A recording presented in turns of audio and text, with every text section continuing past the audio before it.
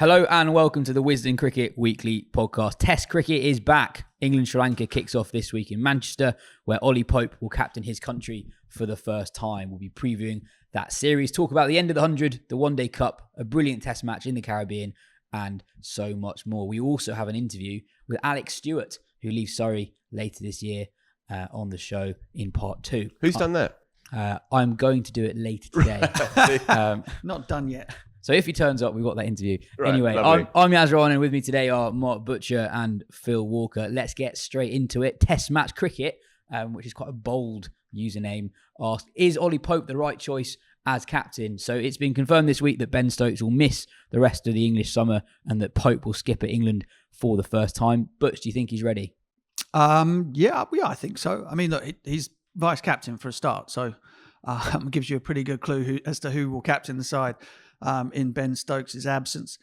It is very much, at the moment anyway, it is very much a stand-in role, and I have no doubt that he'll be absolutely fine in the job. If you think about it, it's very much Ben Stokes, Brendan McCullum's team. There will be very little change in terms of the mindset or the way that they're going to go about playing their test match cricket. What will be very difficult to replace will be Stokes' sort of innate instinct for the game as a captain, as a decision maker on the field. And quite a lot of England's success and quite a lot of the success of various bowling attacks that he's had over the course of the 2.5 years that he's been in. It has been that long, hasn't it? 2.5 years. Over the course of that period of time has been down to his wonderful sort of knack of being able to get the very best out of those players, whether it be in terms of field placing, whether it be in terms of just the attitude to take wickets over and above everything else, and the trust that he places in players who perhaps are very new to the team. He kind of makes them feel as though they are the most important player on the field, and they tend to have responded accordingly, which is not to say that Ollie Pope won't be able to do that. It's just a difficult thing to replace, a man's innate ability to kind of read a situation and read people, and we will find out. But I'm sure he'll do absolutely fine, and they wouldn't have made him vice captain if they didn't think that he would be good enough to take over in Stokes' absence. So I don't think that's much of a discussion, really. Stand in England skipper, it's a hiding to nothing, right, Mark? Well, it was back then. I don't think it is quite so It's a much totally now. different setup. That's actually a fair point, isn't it? Yeah. That now it's a very inclusive and almost sort of cultish kind of environment. Back then, it was a kind of more every man for himself sort of. A little bit, and you also very much got what you were given, whether or not you felt that was the right thing to do, given whatever pitch or ground you were playing at or opposition you were playing against. The one, I guess, the only, if we're going to have a question about anything that's going to be happening in the next Test match or over the next 3, is the decision not to replace Ben Stokes with a sort of a like for like type player, and decide to sort of once again unbalance the team with 3 out and out seam bowlers and 1 spinner. And not have that fallback position of having a genuine all-rounder in the side. There's a certain bloke from this parish who, with Test match experience behind him, who seems to have rediscovered the sort of the Midas touch that made him player of the tournament in that World Cup not so long ago.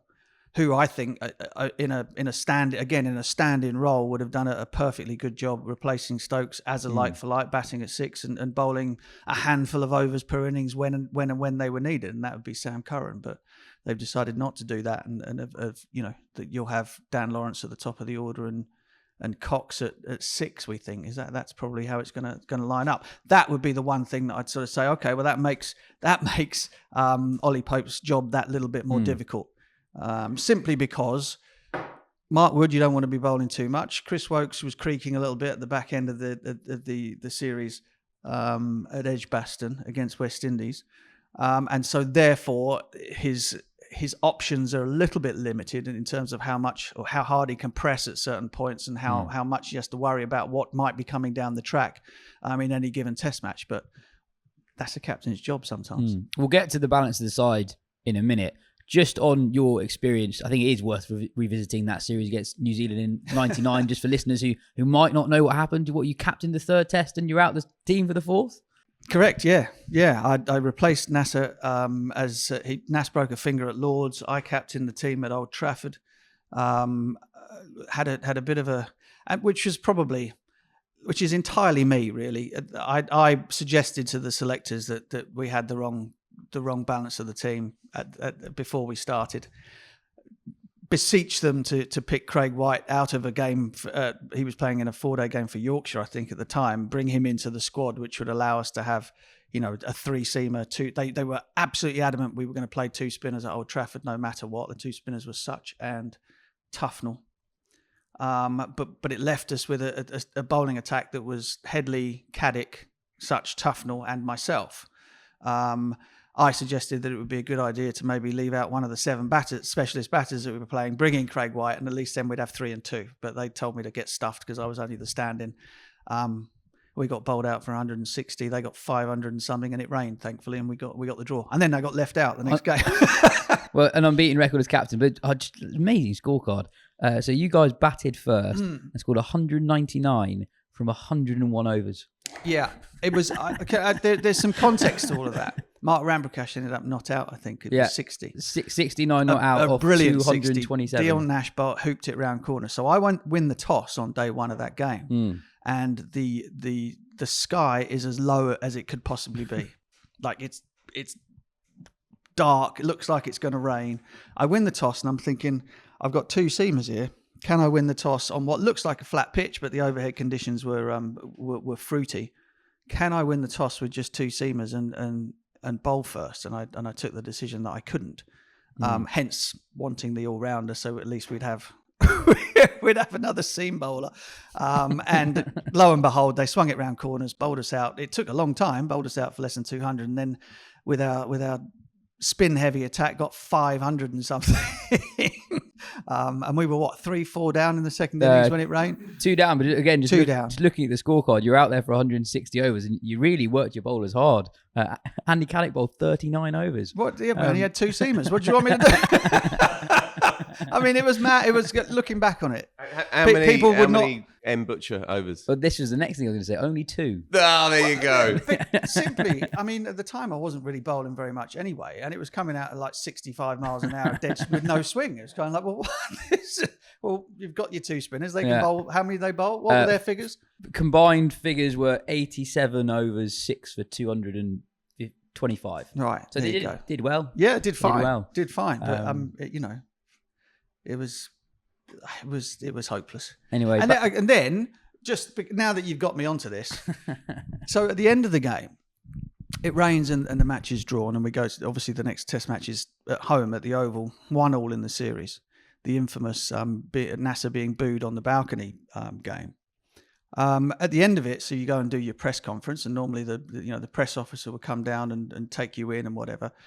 Nobody came, and so in the end, I wandered into the press room by myself, the only person in there representing England whatsoever, with a pack of all of them sort of baying for blood and grilling me over this thing, and I'm kind of like, well, what do you want me to do about it? And actually, I uttered the immortal words, well, nobody sort of has a God-given right to stay in that, to be picked for every Test match and whatever, and the changes will come, so be it. And of course, it was me that got left out. So great experience, loved it, absolutely loved it. Well, I reckon Pope will probably be safe for the second Test of the series. I mean, Phil, a serious point on Pope. I think the perception of Pope from among England fans is very different to how England themselves regard him, because you hear how players describe him. They really value his leadership within the dressing room, and that's potentially something that casual fans might not see from the outside. Yeah, his reputation inside the dressing room is that of an independent thinker who backs himself and speaks up and trusts his opinions as well. But because he doesn't emit the obvious sort of traits of charisma and, if you like, he's not especially physically imposing and so on, and because he's such a nice lad and he's very straightforward and very eager to please. I mean, famously, he'll always pick the phone up when Joe calls in from the magazine. He's on our coaching roster, and he's fully invested in whatever he's doing in a way that kind of gives off a sort of office junior, the first batter in sort of vibe. But he's come on so far in 2 years, from that probably infamous phone call to Ben Stokes, which tells you again what what drives him internally, and he's a very ambitious and very focused young cricketer. That phone call to Stokes saying, "Look, let me bat 3," and Stokes saying, "Well, it's just as well that you think that because I think that too." That showed where he was wanting to take his career. It showed a sort of clarity of thought there as well. And they like him a lot. Now, you don't get that job by accident. You don't get that job because you went to a nice school. You get that job because you're absolutely the right character for it. And I think we've seen some bits and bobs when he's captained some Surrey one-day sides, some limited over sides. And he's constantly, he's a very busy, physically, obviously, very busy captain. And he's very present in what he does. And they like that. They like somebody who is going to be sort of energetically creative, I think. And I think that's where he's going to go. Obviously, it's within the template of the Stokesian era, the Bazballian era, all that stuff. It will be within that template and he won't have to deviate too much. But as Mark says, there are still hinge points in any game of cricket where you have to think on your feet and you have to think on your own terms. But I think it gives the impression that he has the strength of character to do that. But whereas you may have been sort of exposed to a far more difficult environment when you were forced to do it. Now you're enveloped in this comforting place, and you're encouraged as soon as you pick up a bat or a ball in this England setup to be yourself and to express yourself and all of that. And so that will feed into how he goes about his captaincy.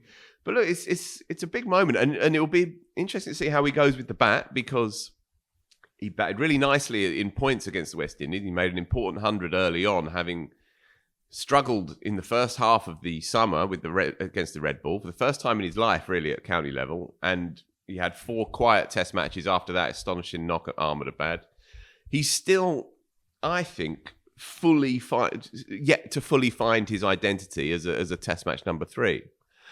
He's a very fine player, but there's still, I get the sense that he's not yet ticked over from promise and potential into a fully realised player that you can absolutely count on. He's not far off, but I don't think he's quite there yet.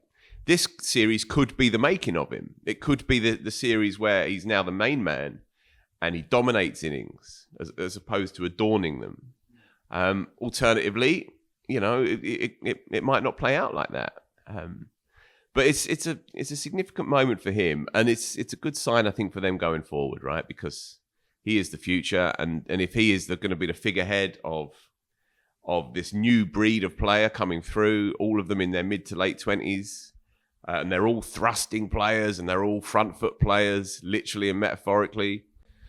And if he's going to be the figurehead of it, then it's all good stuff, and for him to be leading out a side with some dripping with flair. I mean, it's as watchable a team as you can imagine, really, even without Stokes in it. And with Dan Lawrence now going to open the batting, it kind of takes it through the roof. Yeah, I mean, but I don't. It's wild, isn't it? That's blown my mind a little bit. Yeah, same here. But my God, irresistibly wild. Dan Lawrence Test match opener thoughts? I don't know. I'm still trying to get my head around it. I mean, look, I suppose if you think about Zach Crawley and all of the reasons why he shouldn't be a Test match opening batter, right? I think there are perhaps more of those reasons with Lawrence than there are with Crawley, and yet we are where we are. I think that's we're just going to have to wait and see. I mean, look, he has an incredible opportunity here because there wasn't really a spot for him anywhere else. And so it's one of those where the player himself has to make it work. What I think about whether or not he's equipped to be able to do it or not is irrelevant. Yeah. I mean, bizarrely, the Stokes injury did actually open a spot up for him after he'd got the opening gig. Yes. Well, no, exactly. Yeah. I mean, if Crawley had been fit, then he would have batted at, presuming that they still were going to avoid using a more of an all-rounder to replace Stokes, then he would have batted at 6, which you'd say absolutely great. Yeah. Fabulous. Offers a little bit of, ministry of silly walks off spin and can go out there and smash it after the top orders had a go. Yeah. But look, we'll see. I'm hoping for him that it goes really well. I just kind of think that if Zach has or had many sort of issues around sort of the moving brand new ball, then Dan has them too, and perhaps might have one or two more, but we'll see. It'll be very fun, I think, at the very least. Yeah. Phil, Butch mentioned Curran earlier on. I was surprised that he wasn't called up. It's been 3 years since he last played a Test match. He's not played a Test match in the Stokes-McCullum era. He's also not played a Red Ball game since last summer, mid last summer, but June last year. But that wouldn't bother them at all. That would be the last thing on the list to preclude him from playing. playing. And I guess I think it's interesting for a few reasons. I think it'd be a really good time to pick him because he's riding a wave at the moment. But also, you mentioned it a couple of weeks ago, the sort of the Chris Wokes problem in that, and you've talked about the tactical shift England have undergone in the last year, where the makeup of their side, bowling attack is slightly different, the profile of their quicks is different, and they've got a proper number 8 in Wokes. And looking ahead to Australia in 18 months' time, it's not that clear who fulfills that role. Curran is someone who could do that. This is an opportunity to get him in the side at 6. He's batting really well against the white ball, and he's batting higher up the order than he has done previously. I thought this was a really good opportunity to get him, and it's sort of, if they're not getting him now, I don't think he's in the picture at all. But that might be it. They may just have siloed him as a red ball star, as a white ball star, and that may be a decision that they've taken. They've done it with other cricketers before. But I'm not sure that this group does do that. You know, I think again, one of the reasons why I was a little bit surprised, because it just feels like a really McCullum Stokes thing to do. Is that they're much less likely to pigeonhole players as red or white ball players than previous iterations of England management. So that, again, that's a little bit why I'm surprised. And I'm also, and I'm sorry to cut in on you, I also think that the chances are that England win the series anyway. Sure. Regardless of whether they go with the extra all rounder. But the thing that worries me is Wood. My mind, whatever England do make up of the side-wise, is Mark Wood. Don't want to see him injured. Don't want to see him having to do too much work. I'll be amazed if he plays 3 Test matches. But you could end up doing too much work in 1 Test match, is what I'm saying.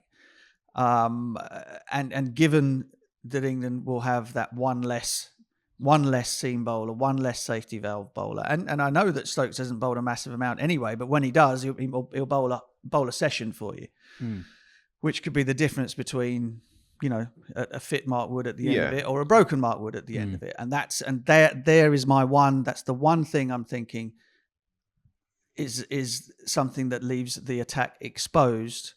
Given Sri Lanka batting well in 2 out of the 3 Test matches. Indeed, yeah. They could yet, we don't know, they could yet go with Smith at 6, Wokes at 7. Obviously, Wokes is higher for 7, but they could go with that, bring in Potts, which would then alleviate the pressure. Yeah, on they Wood. could. So they could yet go that way. We don't yet know. The other option, of course, if they do go with what we assume, which might be Jordan Cox bat 6, then I think they're comfortable enough with Lawrence getting through 15 overs a day as a support spinner, and you'll be playing at Old Trafford and one that you don't need, because you've got an incredibly good off spinner who's capable of bowling. No, sure, but if you are concerned, if you're concerned about Wood's it's a support workload, but it's a support in a style that you don't need. Sure. But it could also be a case on a flat one on day 3. Joe Root can bowl filthy off spin. Yeah. So again, you don't need backup in that area. You need backup in the seam bowling area. But you're right. There's been talk of Smith moving to 6, and which might mean that Cox doesn't play at all, and they bring Potts in as an out and out. And he is one potentially. And again, it's going to, you know, it's a massive leap to think that Matt Potts will one day be as good a batter as Chris Wokes is. But it's kind of like something that I think that they have to develop into an idea and perhaps a reality, with what you say is obviously with the Ashes coming up, you know, because I don't see Wokes going to Australia. Nor do I, and nor does he. No, so you know, so that is something that needs to be dealt with for sure, sooner rather than later. But going back then to the Sam Curran point, and if we are taking it through the prism of the Ashes, do we see Sam Curran having an effect with the ball in Australian conditions? No, in which case that's but my point again is that as a stand-in. Yeah, I don't see that there is an issue at all. As somebody that you go, here you go, bloke playing great. it keeps the balance of our side exactly the same. Yep. And when Ben comes back, he comes back. I don't get that you've lost or failed to gain anything by doing that. Yeah. Looking for things to gain from it with a view to things down the line. I think that's why they might lean towards Jordan Cox, because I think they're going to want to give him some kind of test match experience. And there's every chance that you can be, as Lawrence has found himself, you can be sitting on the Judi Dench for a year and a half and not hardly get a game because the team is settled and no one's breaking fingers or hamstrings. This seems like a good opportunity to have a look to see if just to bed him in, so the worst doesn't come to the worst and you break a finger a week before Perth, by the way, not Brisbane, Perth, next November, and suddenly Cox is making his debut, or whoever that person may be. So I think that there's some benefit to finding that out. And I said it last week, but there is some, although it feels unhinged, there is some benefit to finding out if Lawrence can be a reserve option in the top order, not necessarily as an opener, but as a number 3 or as a number 4 even, because he did make good runs in Australia when he toured out there for the Lions. He made very good runs from the top order, from number 3. And he made 170s and 190s against Australia A and so on. So there is benefits. When you lose a big player, it frees up space to find out a little bit about somebody else. Yeah, I guess on Curran, I think there are two things that are interesting. One is we know exactly the sort of profile of bowler they're looking for now. And I suppose this call is, it's very clearly that is not what they're looking for. But I still thought he had a chance, because I thought, given that he sort of got himself back into form predominantly with the bat, this was a chance to sort of look at him in a different way as a Test cricketer and actually say to him, you're a top 6 batter. And I don't think he's ever actually done that for England in Test cricket. And agreeing with that point, I'm not sure if I was 100% clear about this. Is that Sam Curran as a bowler in the current balance of the England team is very much a few overs here and there bowler, or perhaps if it's reverse swinging or whatever. He's not somebody that is part of your sort of main bowling attack. He is a supplementary, as Ben Stokes is a supplementary bowler in the attack. So, it's almost his batting is just as important. But this all might be completely moot because as Phil rightly says, they might just go, well, Potts plays, Smith bats at 6, Wokes bats at 7. And Cox sits on the bench anyhow, which could also happen. Which actually makes more sense to me than Cox at 6 and only playing the 4 out and out bowlers. Yeah, no, I'd probably agree with that. I'm also worried. You said this might be a moot point. England normally announce their sides ages before the game actually starts, so they've probably named an 11. With Cox not in it by the time this is out. Before we get this out, yeah, possible. But at least we've covered all of the permutations. Yes, we have. Although with England, you never know. They do throw the odd curveball. Sri Lanka are the other team in this series, so we should talk about them a little bit. They lost to a very inexperienced but very exciting England Lions team at Worcester this week. They were bowled out for 139 in the first innings. The star of the show was Gloucestershire fast bowler Zaman Akhtar, who took 5 for 32. Josh Hull took a 3 for. Warwickshire teenager Hamza Sheikh scored 91 on first-class debut. He's extremely highly rated.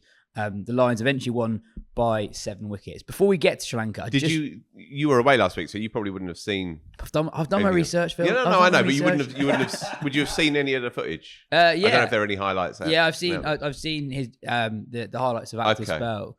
I just want to touch on his story because it is crazy. So he's the first Saka player that someone brought into the professional game by the South Asian Cricket Academy to represent England Lions. He's 25. Only made his professional debut in May 2023. So it's totally feasible that he wouldn't have been in the professional game, let alone representing England Lions, had it not been for Saka. According to his LinkedIn, he was a part-time hockey coach and a member of the operations team at the MCC prior to getting that first pro contract. Averages 47 with the ball in first-class cricket before this game, but bowls quickly. There you go. According to all the iHawk data that the umpires collate, he's up there among the quickest bowlers in the country. That's why they got him in, and he's done very well. It's a bit of a worry for Sri Lanka. I've kind of been following the scorecards on that game. That a team with names such as Zaman Akhtar and Hamza Sheikh, etc. A lot of fellas. Obviously, James Rue has been had his name up in lights before. Rob Yates, everybody knows about, but the majority of that Lions team are people that you wouldn't recognise in a lineup. Yeah. And they've been humped. Sri Lanka have been humped by them. Hopefully they'll be better for the run out. There are a couple of half centuries of Madhushka and Dhananjaya De Silva and whatever. But again, you're a little bit concerned that a touring team comes over and gets turned over by Lions teams. But again, one game. This Yeah. is it. That's all they've got. Yeah. They've got players in the squad that I would have expected to see. Yeah. Perhaps there are injuries again. Perhaps, they've just not washed up quite 100% or whatever. But, Nissanka is in the squad. Brilliant young player. Made Test hundreds. Didn't play. Hold on one sec. The quicks. I was really surprised by. Right. Yeah. the Sorry. lineup. So Asitha Fernando, who has played a few Test matches in recent times, took a 10-for against Bangladesh last year, averages 26 with the ball. Again, he's in the squad, didn't play. So I don't quite know what's going on. What? And I did watch that first day, by the way. What happened with the ball after they got skittled out is that they went the distance. The seamers went the distance, and again, it was Jaya Surya, the breakout spinner, who held them together when the Lions did come to bat and they put on 300 odd. Just very briefly on that 130 all out, I watched it, and it was I'm not putting it to one side because it's alarming, obviously, but it was one of those where you nick everything. There's leading edges that go, there's a leg stump bar volley that you lead an edge to mid-off. It was that kind of sort of slightly slapstick hour and a half's cricket, and suddenly you realise you're 6 down, and look, They as you say, they rocked up okay in the second innings, lost the game comfortably in the end. But it is alarming. But then there is no recourse. There's nothing else to follow, and suddenly you're just going to be thrown into a Test match on Wednesday morning. And the seam attack in particular is a concern. Kamara, we will know because he's been around for years. He's a good white ball bowler and he's a wholehearted red ball bowler. But again, he went at 5.5s. Rajita and Ratnayaka. Again, 2 good seamers, but they've not done it. And Ratnayaka bowled okay in the first innings, and then got hit for 14 in 1 over in the run chase, and then he was whipped out. So you're not too confident going into it with those seamers. That said, they might turn up. You never know. Well, I guess a couple of points to make with Sri Lanka. First of all, it's quite hard to work out where they are as a team because they just don't play very much. So they've played 9 tests in the last 2 years. Only 2 of them have been outside Asia, and that was in early 2023 when they lost 2-0 in New Zealand. I was really surprised by the seamers they picked in this game because the 2 Fernandos are the guys who you think would suit English conditions well. So Asitha is a sort of English-style bowler, and then Vishwa, the lefty, he's played for Yorkshire this year, so maybe they just wanted to get overs under the belt for guys who haven't been in England. But, it's the makings of a decent attack. And we should mention Jaya Surya. So this is the first time England would have played Jaya Surya, who's broken basically all the records. So he's a left-arm spinner in his early 30s who's taken 71 wickets from his first 12 Test matches, 7 fifers in 12 games, the joint fastest to 50 wickets since 1887, spun out Australia in his first series, barely played outside of Sri Lanka. So it'll be interesting to see how he goes. It's worth saying Sri Lanka was sort of in the running for the World Test Championship final before that New Zealand series last year. And, we talk about conditions in England over the last few years. It's been pretty flat, right? And it's a lineup packed full of guys who average 40 in Test cricket. Angelo Matthews is still there. Dinesh Chandimal is still there. Dhananjaya, who's their captain, he averages 40 in Test cricket. Karunaratne is still there. Kusal Mendis doesn't average 40, but he's probably the most watchable of the lot. He by the way, is the only one of those names that didn't get anything from that Lions game. But then he's such a mercurial player. He might go and smash a runnable 70 in the dark on Wednesday morning. He's that kind of cricketer. He's classic piece of famine player. Good. Yeah, and you're less worried. Well, and this is talking through my own prism really, but you're less worried about the sort of more experienced players not doing anything in those games. And as you say, that at least in stark contrast to the West Indies team who've just been here, they've got players who make runs. Whereas the the guys were averaging 25, and that was they were at the top end. So look, they would prefer another game. They need another game. You would think they're not going to get one, and we shall see how it goes for them. Next up is that interview that is yet to happen with Alec Stewart, the England and Surrey great, is leaving his role as director of cricket at the Kia Oval at the end of the year. Today he looks back at some of his favourite memories at the Kia Oval, a ground he's called home for most of his life.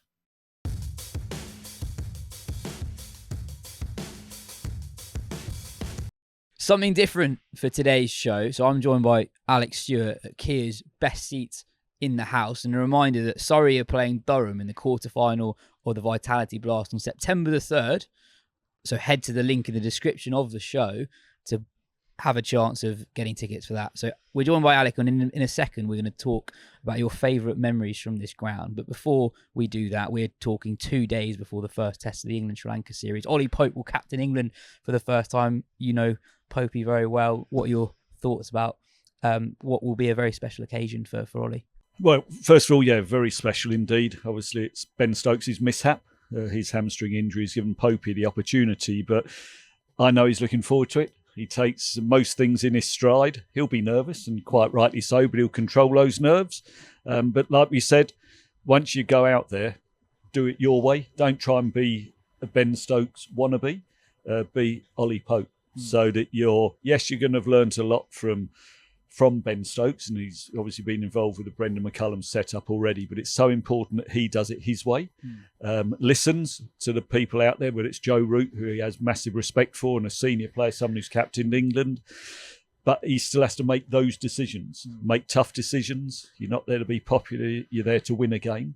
But Popey's got a good way about him. We saw that in the T20 Blast when he captained the first part of the tournament this year, that he grew in stature, he grew in confidence. He always has had a good way with players anyway. And tactically, he's very astute. What is the Ollie Pope way? He seems to be someone who thinks very deeply about the game. Yeah, he is. He knows the game. You know, he's still only, 26 probably now, Yeah. 25, 26. But he's always had a sort of a senior head on young shoulders. So he studies the game, he understands the game. He comes across as a very nice, young, polite lad, which he is. But he's also pretty steely, pretty hard, pretty tough.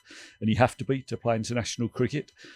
So I expect him to be very much his own man, while at the same time soaking up the knowledge and the advice that comes his way. But he'll be tough enough to go, thank you, but this is what we're going to do. Today we're looking back at your favourite 5 memories from this ground, this special ground. When was the first time you played here? First time, well, that was one of my memories. So it was, obviously, I used to come up here when Dad was playing. You know, I was probably brought up here in a pushchair or a cot or something. He's almost home from home. But now I played a Surrey Schools under 13 game. Surrey Schools against London Schools a long time ago, if it was under 13. And just remember, the pitch was not far from here. But the walk out when the dressing rooms used to be in the pavilion, almost emulate what Dad had done and had been up here watching other games. So to come out and play for Surrey, though it was under 13s, was a massive moment and one I can still remember. Was that always a dream for you from a very young age? Obviously, your dad's association with the club being so strong as well. Yeah, it's either play professional football or professional cricket, I'll be honest. I'd rather have played football, but was going to be better at cricket. So, but no, once I'd set my sights on playing professional cricket, yet there are other counties who were interested in me, but it was always going to be Surrey, and it stayed that way. You mentioned how the grounds changed a little bit. What would the ground have looked like in the 70s compared to this? I'm looking now, like, well, it's completely different. Completely new. Yeah, everything. Even a pavilion. The middle shelf was put in and raised probably, I'm guessing here, about 10, 15, probably 15 years ago. Might be longer. Probably is longer. But not one stand or one pavilion is the same as was. So we've lost, I'm guessing, 25% of the outfield. When you used to play in the middle and the boundaries were the boundary edge, you could run 5 easily. It was that big. Where have we lost that space? Well, to our right with the Bedford stand first up, that took a lot. It used to be a big hit down here. Now it's just a chip. Then obviously when the JM Finn stand went in, and that was open in 2005, again, that has come this way. And then more recently, the Galladari stand we lost. So it is, I reckon we've lost at least 25% of what was the playing area pre-1985. Wow. So that's your first moment. What's your second? Second would be my first test match. Again, a dream to play for your country. and then it was against the West Indies in 1991. I hadn't been selected for the first part of the series, and then was brought back for the last Test match. I only played, 7 or 8 Test matches at the time. It was Viv Richards' last Test match. It was Ian Botham's leg over the stump, if you remember that Jonathan Agnew and Brian Johnson commentated on. And to play a Test match was very, very special. I've always loved this ground. But this, for an atmosphere, is second to none. What do you think it is about the atmosphere here compared to other Test match grounds in the country? I think Lords is the home of cricket, and I love Lords. I know it can annoy people when sort of the Kia Oval is my home. But when it's full up or empty, Lords has its own special atmosphere, and that's almost the history of the game and the home of cricket. Here, almost call it the People's Ground. You talk about, say, the middle Sunday at Wimbledon, as used to be People's Sunday. I've always found that this ground is very much the People's Ground, where, yes, there's massive respect, and the pavilion is a very special building, but people can come here, respect the game, but also enjoy themselves and feel quite relaxed. At other grounds, you can feel a little bit as though you have to be on your best behaviour, you have to be on show. Whereas here, we want people to behave well, but in a relaxed atmosphere. What's moment number 3? Number 3 will be 1999, when we won the championship for the first time since 71. Mark Butcher and Ian Ward against Notts knocked off the winning runs. I've just been with Adam Hollyoake before coming down here. He was captain then. We were just reminiscing about that. And it was massive because we had a good side, but we hadn't won things. And then to win that championship in 99 here at the Kia Oval was, again, a moment I'll never forget. 3 county championship titles and 9 white ball titles in a very short space of time. What was it about that side that made it so good? Quality of player, the leadership of Adam Hollyoake and Keith Medlicott as coach, but also the camaraderie as well. What was the good? We had we had a good squad. A lot of us went on to play for England, but those other players, so your Jason Ratcliffe, Nadim Shahi, people say, they're only reserves. They weren't. Yes, they may only play if the England guys were away, but they were just as important as your Mark Butchers, your Ian Ward, your Ali Browns. So it's a whole setup, really. But it was a group. We always say squads win trophies, not just the 11. And we had an excellent squad, a squad that understood each other, challenged each other, but respected each other too. In your role as director of cricket, how much do you draw on your experiences from that squad? Because one of the features of Surrey's success recently has been how many players are used. I remember, I think it was the 2022 season where Hampshire were in the mix, and Surrey used, I think, 23 players in the championship that year. Hampshire used 14. So Surrey's success is very squad-based. And that's what it's all about. It is a squad. And even if you don't play, the squad can still help, where they're bowling in the nets, where they're doing 12-man duties, where they have to run a drink out, whatever it may be. So we always say that at the start of the season, if you're not in the first 11 of the first game, don't worry, you're still playing your part. By the end of the season, if we've won, you've played as big a part as someone who's been out in the middle the whole time.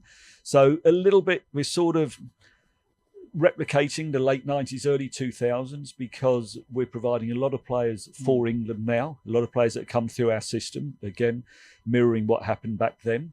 So we can learn from that. We also want to improve and be even better. So we've got a tough run in to go. We're currently sat top, but we want to be sat top at the end when the season's all over.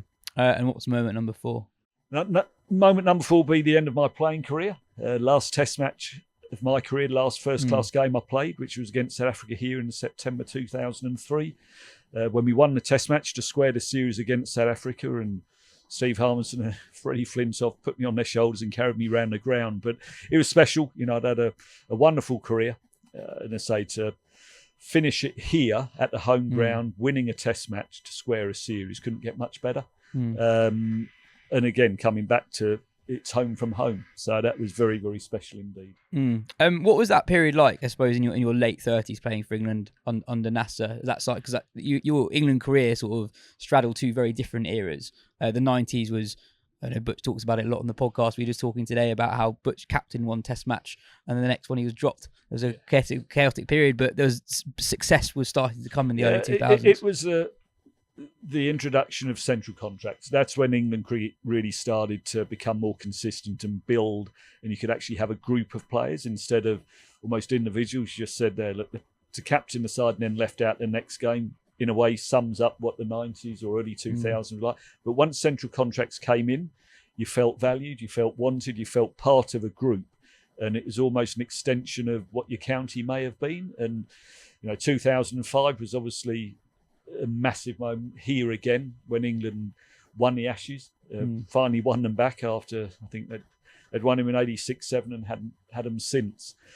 So again, that was Keith Fletcher, Duncan Fletcher, Michael Vaughan, and they'd built on perhaps what Nasser and Duncan had started.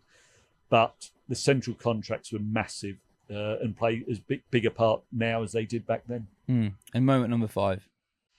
Bring it sort of the full circle now in this role as Director of Cricket. So 2022, we'd won it in 18, the County Championship, but to win the County Championship here against our old rivals, if you wish to call them that, Yorkshire, with a pretty big crowd, but to win it at your home ground, in front of your home members, your fans, and against Yorkshire, who, as I say, historically have been big rivals, made it very special. So they're my 5. I could have many more, but you asked for my top 5, and I've sort of tried to cover youngster, England, Surrey success as a player, and then finish it with Director of Cricket role. Well, on this current spell that Surrey are in, Roy Burns could win his 4th title as captain this year. What is it about this group of players that has brought them so much success? Again, a little bit, as I say, back in the late 90s, early 2000s, it is the group, it's that dressing room. They respect each other. They know they want to win, but they also know how to win, which is so important as well. Under Gareth Batty as head coach, he's created a really good environment where we can challenge each other. He works them hard on the training ground, but he also rewards them as well. But then in Rory Burns, you've got a natural leader. He's been outstanding. He took over at the start of 18, won it year 1. He's a man of few words, but when he speaks, you listen. And he leads by example. A lot of that is more actions than words. But as I say, when he does speak, everyone keeps quiet and takes on board what he says. But again, it's the group. We've probably got 20 odd people in the dressing room at any one time. And they work hard. They enjoy each other's company. Always say, you don't have to like each other, but you've got to respect each other.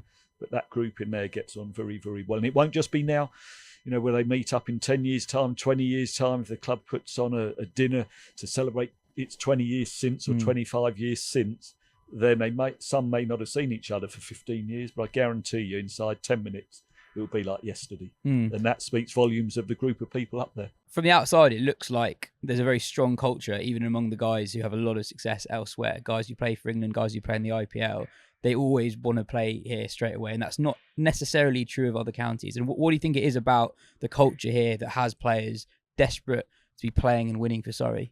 You said it's the culture. That is the thing. We'll say, look, we want people to fly here. We want people to achieve their goals, their targets. We want them to earn as much money as they can through success on the field. But always remember where it started. So to talk about a two-way street, we'll provide, but when you provide, you want to return as well. So we'll invest in you, and then you give us something back, and they do that in spades. So very happy with this group. There's challenging times because a lot of people want to play for England. A lot of players are playing for England. We deem that as success. But with them going away, yes, does that weaken the side? Potentially. But what it does do, it creates gaps for others who are just on the periphery to come in and really dominate and start their careers as well. So the grass isn't always greener. People talk about, I'm not playing, I need to get away. Just bide your time. You're leaving the best club.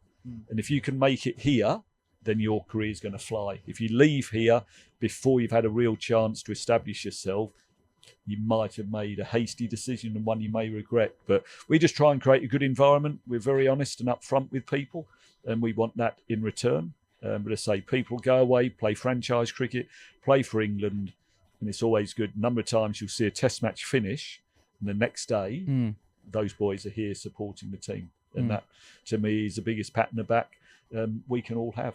Well, Alec, thanks so much for your time and best of luck with the rest of the season. Cheers. Thank you. Awesome.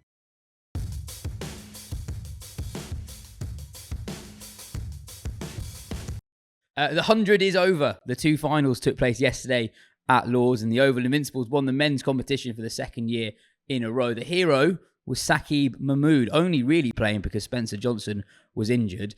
He took 3 for 17, getting the ball to really talk and really move into the right-handers in particular. Phil, you were waxing lyrical about the spell before we started recording. It was great to see him back. He's been barely on the park since he made his Test debut in the Caribbean 2 years ago. Yeah, really good story for him personally, as you say. He's had 2 years of nightmarish injuries.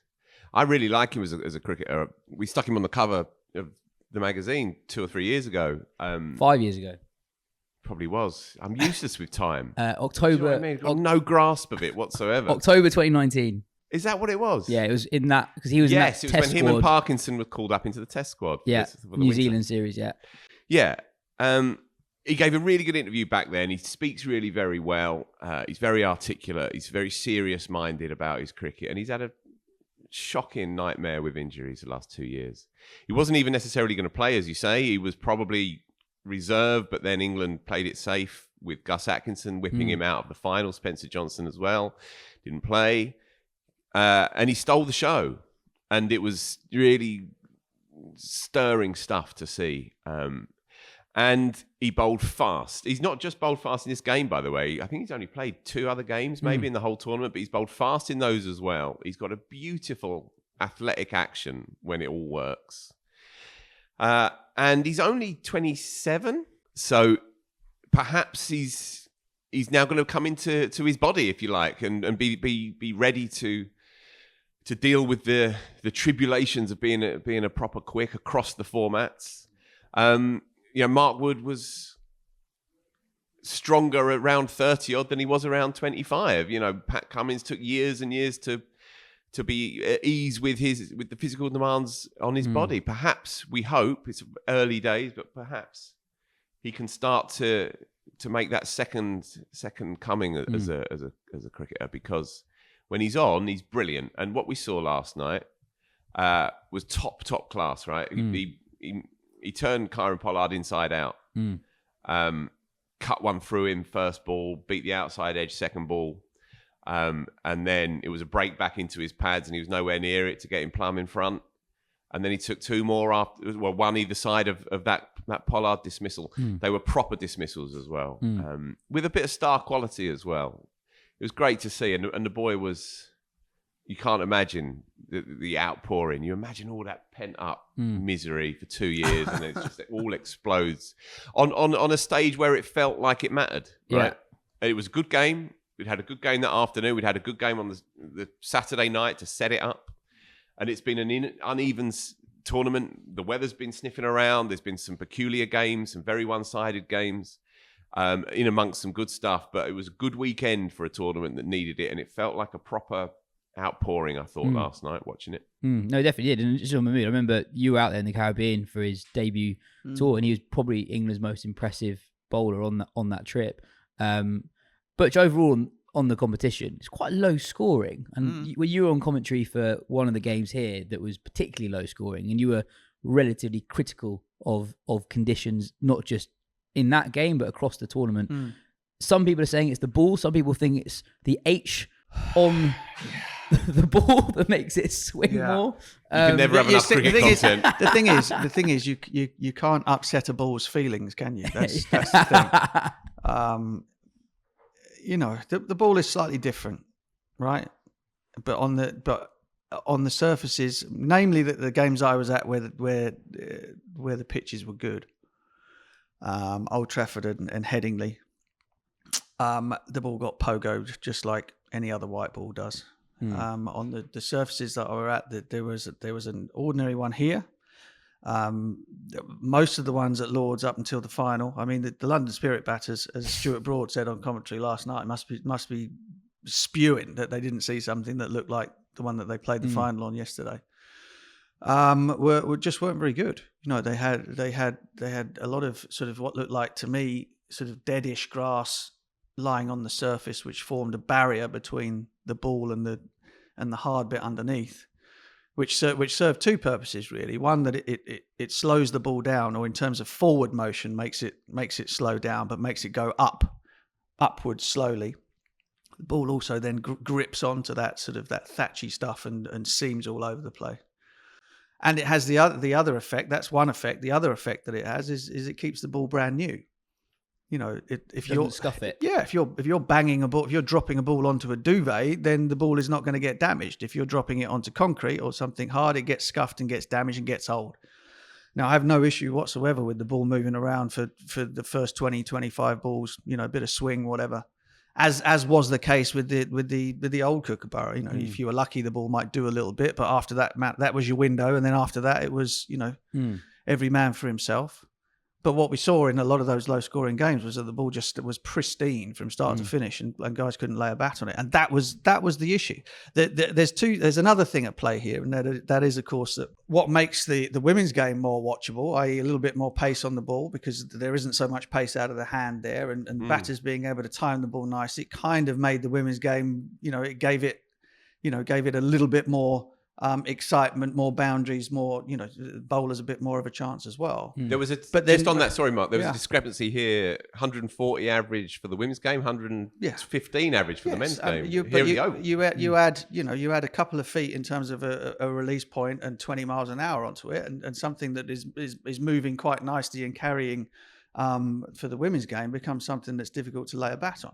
And look, it's not. I'm not crying poor for the batters. Blah blah blah. They can't handle it when it moves around. The point of short form cricket is that the crowd gets to see the ball disappearing out of the park from time to time, more often than not, perhaps. And some would say that's the balance is wrong the other way. But they don't turn up to sort of watch the ball fly through to the keeper for 90 balls. That's just no fun. And the players, by and large, were pretty sick of it by the time they got to the end.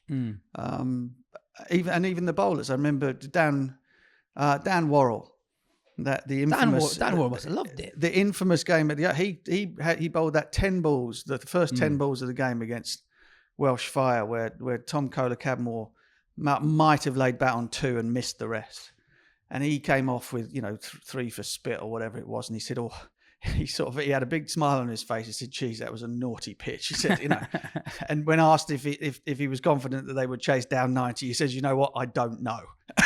So it gives you a clue. I guess it's interesting because it's not great for new fans. You're right in saying that new fans want to see the ball. Not bad for old ones though. I loved it. Same here. That Oval Southern Brave game, I was totally glued to it, because also it allows really good batting. Vince scored an amazing 50 in that game, and the way Curran batted at the end as well was also brilliant. Cox played a really interesting knock as well. I guess that was the week of his Test call-up. So it really shows who can manage a situation, I suppose. But I also agree, it is not what the new fans want. But it is good in T20. Right, T20 games, short form games. It is always, for me, enjoyable to see a top class spinner or seamer come to dominate a big game, and that's what you had last night, right? You had 140 something put up. Correct. You had 50 in 30 balls. Looks like Southern Brave are going to not stroll it, but they're certainly comfortable favourites. Then you have a top quality seamer come on, as you'd see in the IPL, right? There's a reason why Stark, Cummins are the most expensive of all the signings. Yeah, because that difference becomes all the more accentuated when there's so much sameness. And that's what you had last night. But isn't that? This may be a different issue to what we're talking about. But isn't that always the same in any game of cricket? The difference between, I don't know, say Rion King, bowling a 5-over spell. Suddenly you throw the ball. Leave him alone. It just came to mind because I'm thinking about who the alternative might be. Kirtley's having a bit of a break. You throw the ball to Kirtley and the game's different all of a sudden. That's right there. No, but that's because some bowlers are really good and some bowlers aren't quite as good. That's the game anyway. Yeah. But in a game where it can feel relentless sometimes in favour of the bat, then I don't personally mind these pitches balancing the playing field just a tiny bit more. Yeah. I don't personally mind that. It's also, if you say look at Southern Brave, perhaps they're an outlier, the men's side, but they are a bowling heavy side. They have Vince, who's in the form of his life, and Davis, who's played quite nicely, but then the middle order, up and down, very up and down. Pollard had one good day out, really. But their bowling side was brilliant and kept them in that tournament. Vince said it after the game that got them into the semi-final. He says, we're not really firing at all with the bat. And so perhaps that there's an element there as well. If you look at the big overseas stars in the 100, they've tended to be bowlers rather than your absolute gun batters. But that's true in all tournaments, whether the pitches are spicy or not. The difference is their economy rates might go up a little bit, but still, if you've got a brilliant bowling side, you stand a very, very good chance of making the finals, if not winning the whole thing. That doesn't change. Right. That doesn't change at all. That's always the same. And in the end, they came second anyhow. Yeah, sure. But all I'm saying to you is that a brilliant bowling attack is always very valuable, whether it's flat or whether it's spicy, always. And you'd back a team that has the stronger bowling lineup most of the time against a side that is more batting heavy, and I don't think that changes. But there has been a lack of world-class batters who have come into the 100 from overseas. That's all I'm saying. And so perhaps there is, across the board, a slight tilting and they won't be queuing up to come either. No, indeed. Indeed. Like that. Indeed. Poran, Pollard, they are the outliers, really. There's not... Pollard was the England coach in the T20 World Cup, right? Yeah, he's kind of been semi-retired for 3 years. Yeah, retired from IPL. I guess there's another point that we've made softly, I guess, in recent episodes, especially talking about Matthew Mott, is I think the batting talent in English white ball cricket, I don't think is quite what people think it is. I think there is a group of players who were very highly rated when they were younger who haven't quite taken that step up over the last few years, and I think there's not as much depth, I think, as there used to be. Even now, like James Vince is still the guy. And you know why that is? Because they don't play a massive amount of the stuff that's longer. Indeed. It's incredibly difficult. I was talking to Laurie Evans the other night ahead of the game that got Southern Brave into the playoffs, where they were stuffed, really. They were chasing 180, I think, against the already and then it eliminated Welsh Fire, and they got through because it rained, and the game was, and they shared the points. And Laurie was sort of saying, coming in at 5 or whatever it is, and the ball's going around, and you kind of like can't lay a bat on it. He says it's impossible. I can't get any sort of form. He's played a hell of a lot of short form cricket. James Vince has played all formats throughout his life. Had a massive long grounding in 50 over white ball cricket, where you have a little bit more time, you have a little bit more opportunity to build innings, and guys who have started their career in the T20 era to the 100 era have not played any of that sort of cricket, none, and that will only get more stark as the older guys like Vince and co retire. And that's where it can become very difficult for you. If you just move from tournament to tournament, 20 overs to 20 overs, you go through a rough patch. How does your game get any better? Because you're always required to go in and score at 140, 150 strike rate. And if you're having a shocker, you can go months and weeks without spending any time at the crease. Yeah, I almost feel like it's harsh picking on him, but it was a big moment when Will Smead retired from first-class cricket before making his first-class debut. He's really stalled. His progression has really stalled since that. And I know he hadn't played first-class cricket, but he was playing red ball cricket in the twos before then. At age 20, he was scoring 90s in the PSL. He's now, a couple of years down the line, he's fallen down the pecking order. That's one example, but I think that the same could be applied to a lot of other players who have more quietly played less. And it will continue to do so, absolutely. Yeah. One guy who did enjoy conditions is Craig Overton, and Rich asks, is Craig Overton's international career over? The only bowler with a substantial number of overs to go at less than a run a ball in the men's competition. Phil, what do you reckon? I think there's a place in white ball cricket for him, potentially. Hard bowler to hit, relentlessly accurate, good fielder, useful for a couple of hits down the line. Perhaps I think he's been a slightly misunderstood cricketer for a long time. I think perhaps he was dragged into that Ashes tour, that miserable Ashes tour. Which one? Well, yeah, sure. Genuinely, which one? Wasn't he used as a he sort picked of up Steve Smith's wicket, didn't he? A bouncer bowler in 17-18. Yeah. And it was a tough baptism for him because he's not quick enough through the air to bother good players on flat tracks, but he's plenty good enough to be a part of a white ball setup, I think. He's not especially sexy as a cricketer, I suppose, and so perhaps he doesn't fit the modern mould. But I think he's a broadly underappreciated cricketer, I think. And I think his record across the board shows what a good quality player he is. Yeah, and I don't think the numbers for the tournament were bloody good, but also very reflective of him bowling, on a lot of spicy surfaces. Lewis Gregory is captain at Somerset, sort of said as much about the pitches.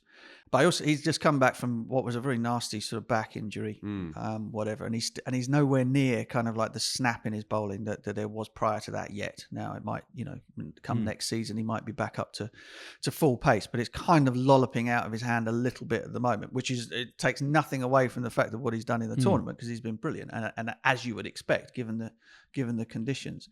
But at the moment he's just a little bit off where he might have been when he won that call up back then.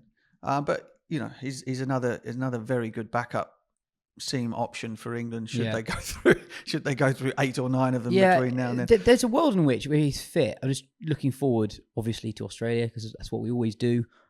He could bat 8, and I think he's pushing it personally to see him as having a red ball future. Personally, I agree. I think it's more that when he's been used for England, I think he's been used not at what he's best at. He's a new ball bowler.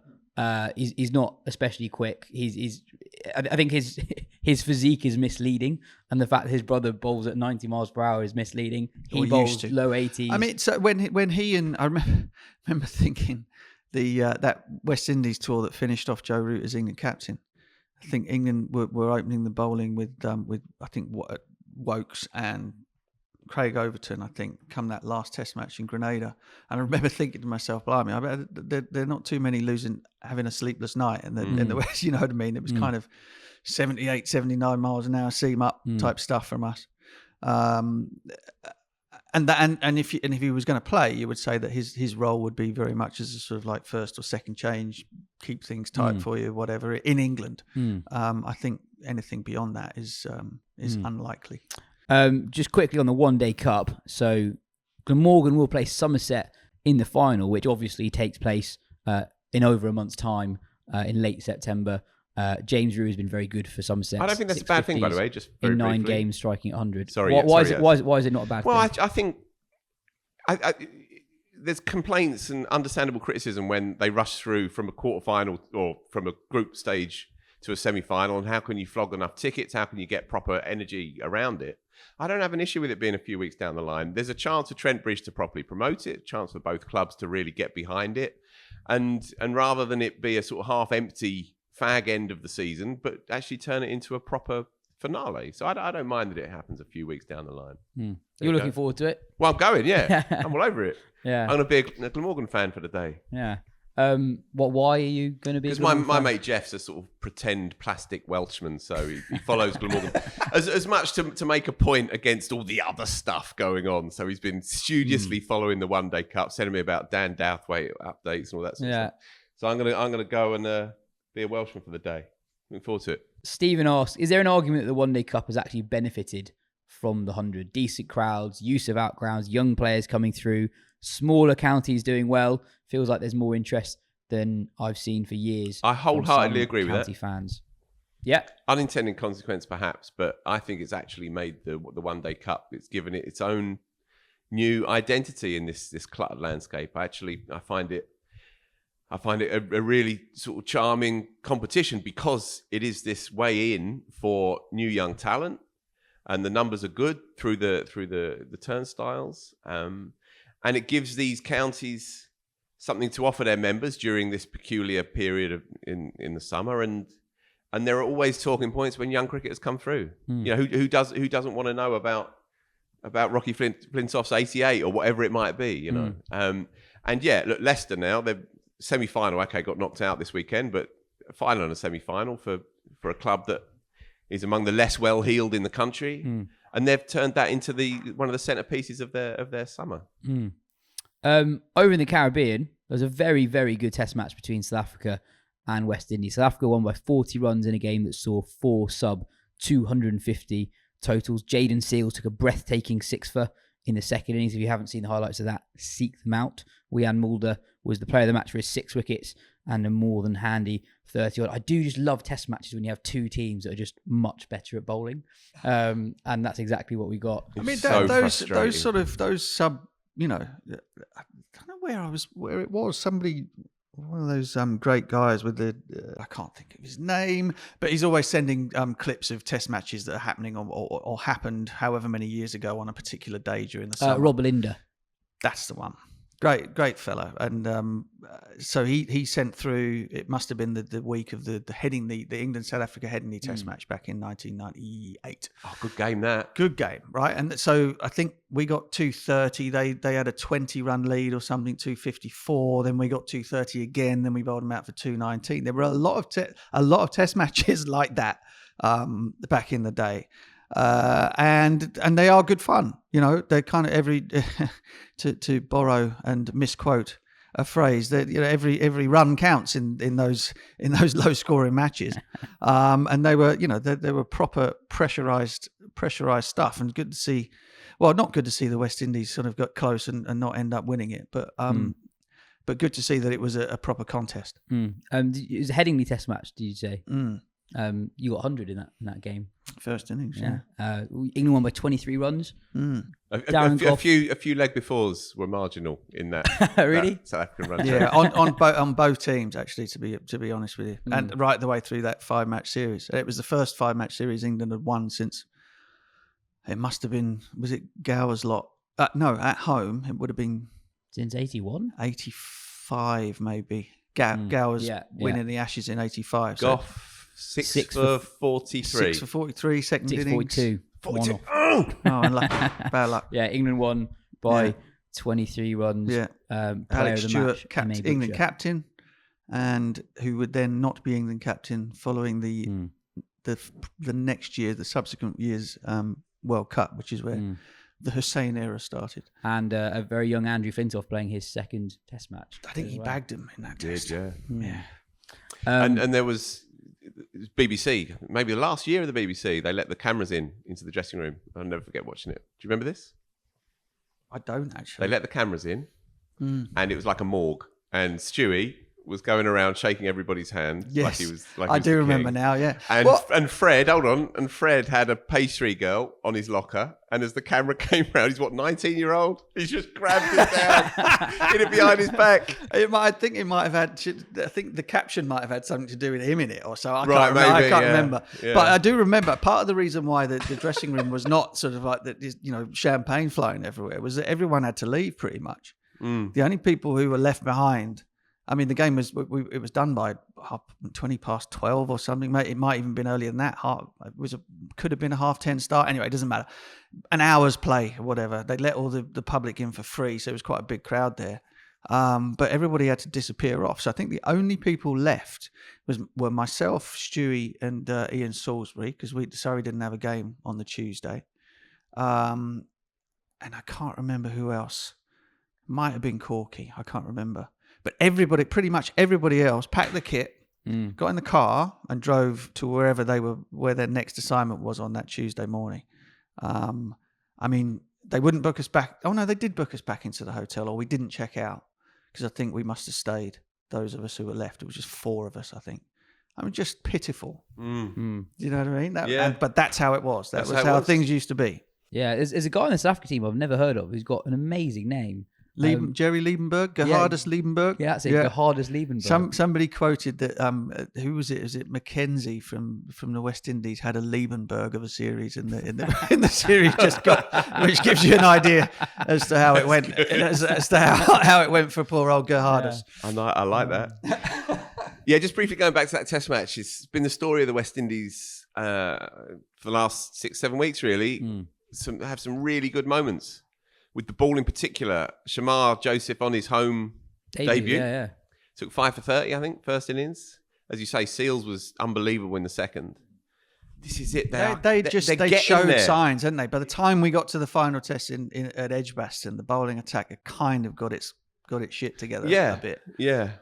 50 for 5 at Edgbaston, they were up in the game at that point. So that there is talent there. Yeah, and just frustrating again. Hodge and Athanase, they're 2 best young players, although Hodge is 30 odd, but they can really play. They flickered, but they didn't get it done in that particular game, and that would have been a big fillip for them if they'd got that game over the line. Bowl them out for 160 on the first innings, and then find yourself 90 for 7 at the end of day one. It was so dispiriting, But they are building something. You just want them to play more. That's just the problem. I don't know when their next games are, but going to be a long break now. That's the other thing. You have an absolute classic of a test match, and that's it. Yeah. You know, first game didn't have a finish because of the weather.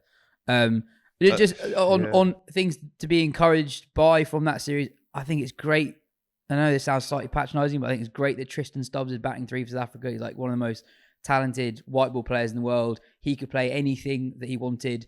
There's a lot of white ball cricket happening at the moment, and he's playing in a test match series against West Indies. I think that's really good for... Also Markram as well to open the batting. You know, they do want to be committed to test cricket.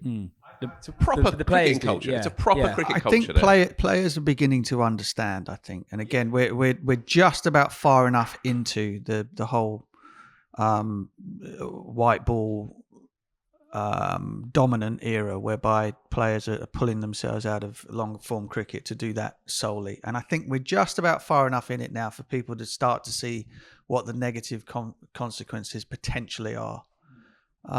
Million percent agree with that. Nobody, and the thing is,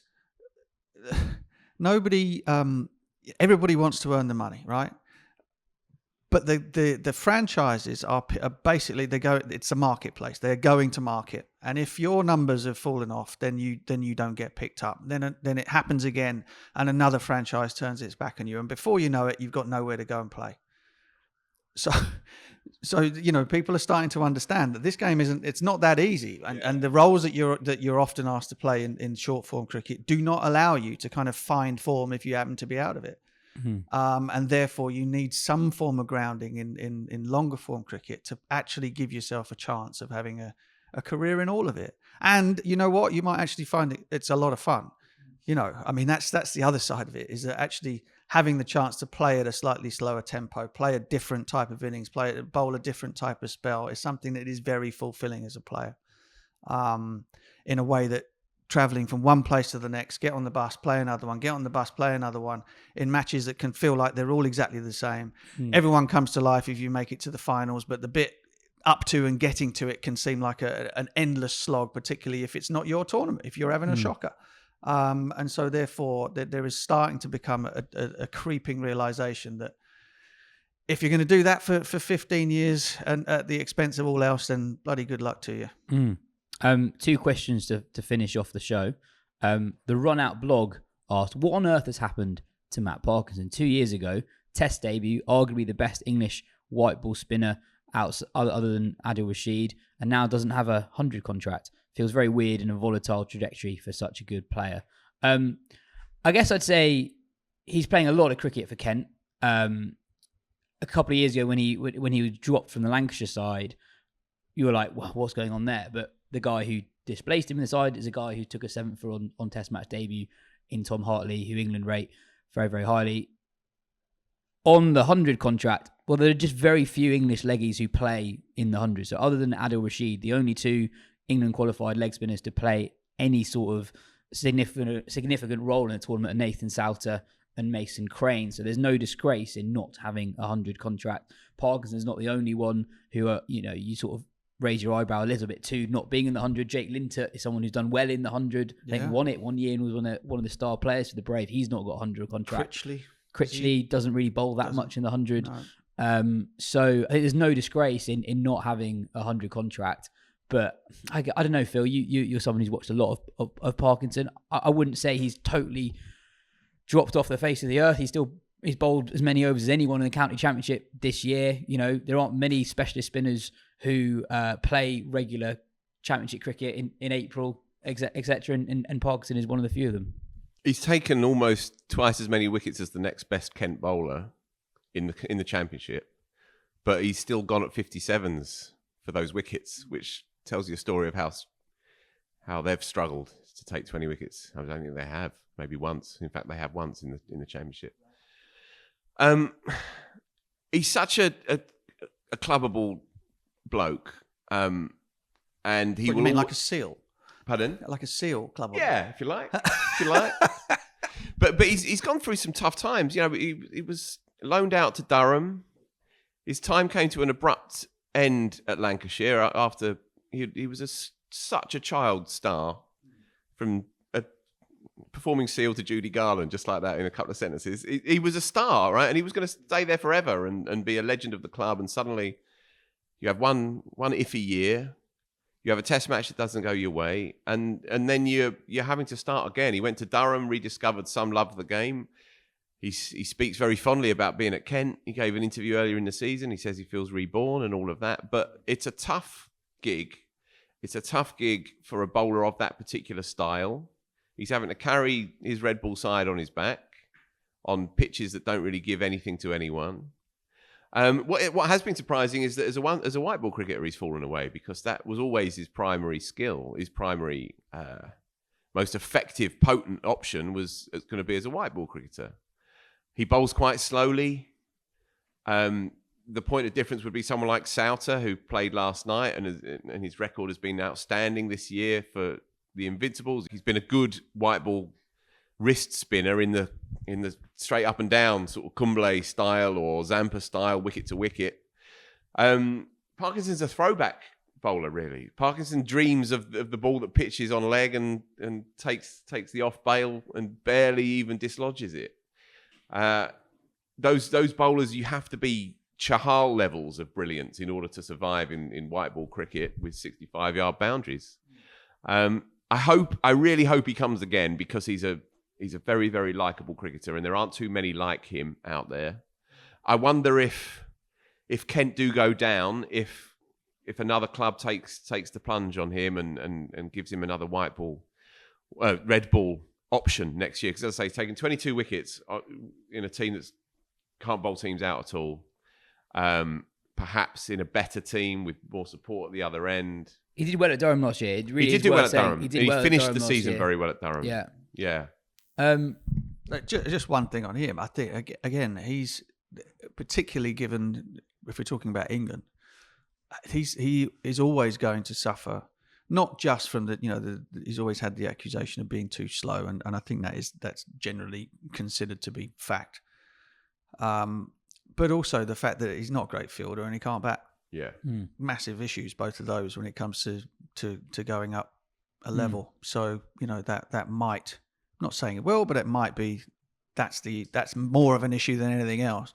Well, the Sowter comparison is interesting there as well, because Sowter's actually a brilliant outfielder. Yeah. And he's the not being able to field thing is a massive problem, I think. He's not hopeless, but he's no athlete in the field. And if you have the choice between somebody who's going to offer you something there, a little bit of something with the bat, over somebody that offers you very little with the other two, then you go with the other guy, and that is the reality of when you have a big pool of players to pick from. Sowter I find fascinating. He's the odd one out in that Oval team that won the 100. It's a team full of guys who have either played international cricket or definitely will play international cricket. He's bowling in tandem with Adam Zampa, and he's sort of awkward-looking guy. He doesn't really look like a professional athlete, but he's a brilliant fielder.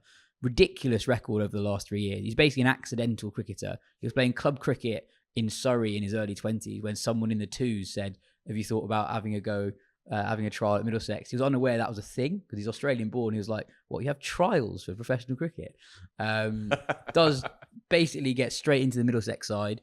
Had barely played T20 cricket before making his blast debut. Then suddenly he's in a dressing room with Brendan McCullum. Does well for Middlesex for years. Gets released. In the end of 2022, he's playing a club game. He's playing a second team game at Billericay at the end of September, packing his bags, thinking that's it.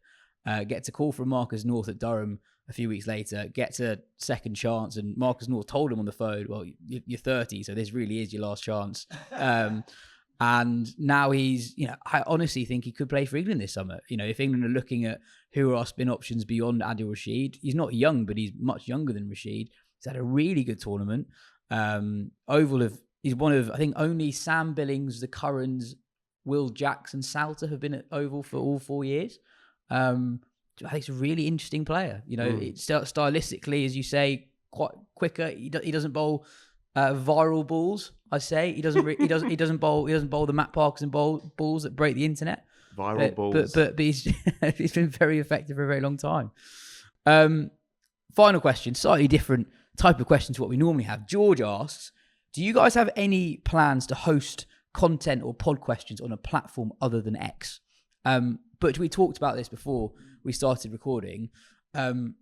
Given what's happened in this country over the last month or so, and given the role that X has had in that, and given the role the owner of X has had in that, do you feel comfortable still being on the platform, and do you think we should be thinking about moving off it? It's crossed my mind a lot, actually, in the last couple of months. I've posted less and less and less about sort of general things or whatever. I will admit to having pumped my upcoming album and new single release, which is out right now, on all your digital platforms, on there, simply because, I've been on it for 10 years or something, maybe even longer than that now, and have quite a substantial amount of people that will see the stuff that you post, or at least they used to. Anyway, I'm not even sure they do that anymore. Now the blue tick thing has been turned around to those daft enough to pay for it. So yeah, it has crossed my mind. I mean, it's more a question for you, isn't it? I mean, it's more a question for the magazine in terms of the, I guess the association is not really fair, because it is rather like Wisden. It's kind of a publisher, and you have a forum or a way of reaching people with what you're hawking, to a substantial amount of people. Now, the publisher itself might be abhorrent. Is your message endorsing that? I'm not entirely sure. That's one for maybe that's one for Phil. But I understand, because you are implicitly endorsing it by using it. Yes, yeah, I guess you are. And it's a good question regarding Wisden, which is it's a sort of legacy brand, and X or whatever should have the position of being a publisher. It should have the editorial guidelines and the commitment to truth as a publisher, but it ain't. Commitment and that fundamentally, guidelines and a commitment to enforcing them. Yeah, and that fundamentally is the problem. Yes. So it's become this sort of unethical Wild West, sort of factory of misinformation. I'm not on there anymore, as I said the other week. I don't think Twitter's going to be too bothered about losing my presence from it, but I can't countenance it anymore. What that means for the practical usage that Wisden Cricket Monthly requires and Wisden.com requires of it. There'll be some clip of you saying something that will go up by the end of the day, probably, and it might get a bit of a flurry. And obviously, there is some benefits to our business model from having this thing. But there has to come a point where, as so-called journalists, respectable so-called deliverers of truth and opinion, we have to also take a stand on this. And I think we are well past the point where having this conversation is just some kind of little media echo chamber, the media talking about the media. It's well past that point now. It's an insidious and desperately dangerous place.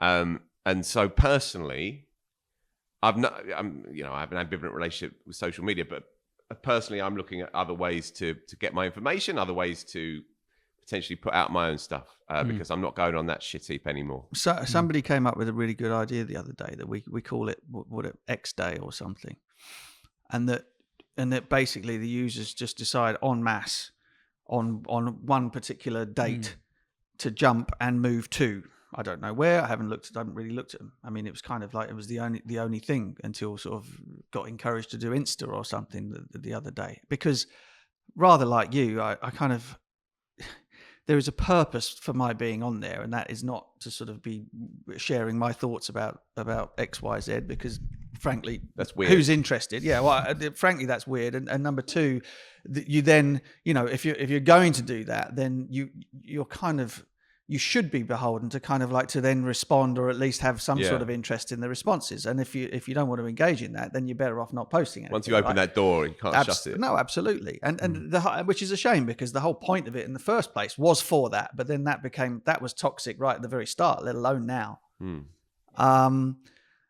And then and everyone decides en masse to kind of go, right, we're off, we're done, and you clear off, and everybody comes with you, so that people for whom it's taken a very long time to curate whatever interest or whatever following that you have, that you might want to be able to pitch the magazine to, or whatever it might be, you don't suddenly jump into a black hole where you don't have that reach anymore. And that's kind of where all of these social media platforms, Facebook being the other one, I guess, have kind of got you, haven't they? Because they are so ubiquitous. in comparison to everything else, that you feel as though you kind of like you're owed is not the right word, but that you've kind of like it's taken you a very, very long time to get to a position where you can reach as many people as you do if you need to. And we're not talking about sort of just, I went to the pub today or whatever it might be, or amusing cat pictures.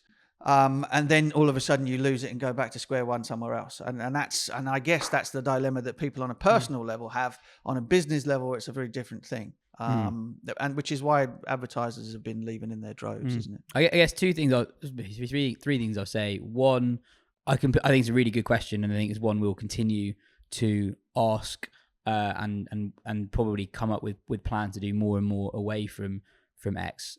Two, I'd say the best way just for this podcast to ever get in touch is the email address podcast@wisden.com. And thirdly, I think you're seeing a lot of people. First of all, I think there'll be a lot of people listening to this who are already off X. And you're also seeing a lot of people in cricket, I think, starting to move to other platforms, so like Instagram. A lot of the, I guess, younger cricket journalists are setting up cricket Instagram accounts where you can see their stuff there, and I think more and more stuff is going to happen there. Yeah, and I think we need to be mindful of our audience. We need to be mindful of the people that have, understandably and fairly engaged with our stuff through that platform, and not pull ourselves away from it and then leave them marooned. Because they are absolutely faithful followers of the stuff that we do.